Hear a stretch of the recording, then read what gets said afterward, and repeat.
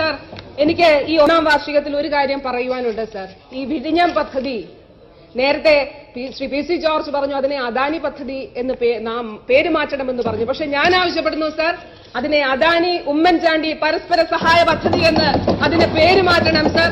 സംസ്ഥാനത്തിന്റെ പൊതു താൽപര്യത്തിനെതിരായി നിങ്ങൾ CAG റിപ്പോർട്ട് വായിച്ചു നോക്കണം വളരെ വിശദമായി. എനിക്കറിയാം ബഹുമാന്യരായ ശ്രീ വി ഡി സതീശൻ ഉൾപ്പെടെയുള്ള ശ്രീ PT തോമസ് ഉൾപ്പെടെയുള്ള മുതിർന്ന MLA-മാർ ഇത് സംബന്ധിച്ച് നിശബ്ദരാണ്. കാരണം അവർക്ക് ശബ്ദിക്കാൻ കഴിയുകയില്ല സർ. സർ, യന്ത്ര സാമഗ്രികൾ ഉൾപ്പെടെ വാങ്ങിക്കുന്നതിൽ വലിയ രീതിയിലുള്ള ക്രമക്കേട് നടത്തി. ഒപ്പം എന്തിന് വെറും പാറക്കല്ല് വാങ്ങിക്കുന്നത്, തദ്ദേശീയമായി നമുക്ക് ലഭിക്കുന്ന പാറക്കല്ല് വാങ്ങിക്കുന്നതിന് വിദേശ വിനിമയ നിരക്ക് ഏർപ്പെടുത്തി sir. Sir, net present value എന്നൊരു കാൽക്കുലേഷൻ ഉണ്ട്. അതായത് ഇപ്പോഴത്തെ രൂപയുടെ വിനിമയ നിരക്കിൽ ചെലവുകളും നമുക്ക് ലഭിക്കുന്ന വരവും കൂടെ കാൽക്കുലേറ്റ് ചെയ്യുകയാണ്. ഓരോ ഘട്ടത്തിലും വിഴിഞ്ഞം പദ്ധതിയുടെ ഒരു ഘട്ടത്തിലും NPV കണക്കാക്കിയിരുന്നില്ല സർ. സർ, അത് എത്രയാണ് ഇപ്പോൾ കണക്കിലാക്കിയാൽ, ഇപ്പോഴത്തെ രൂപയുടെ വിനിമയ നിരക്കനുസരിച്ച് അത് കണക്കിലാക്കിയാൽ സംസ്ഥാനത്തിന് ഒരു കാലത്തും വിഴിഞ്ഞം പദ്ധതിയിൽ നിന്ന് ഒരു രൂപ പോലും ലാഭമുണ്ടാവുകയില്ല എന്നുള്ളത് വളരെ വ്യക്തമാണ് സർ.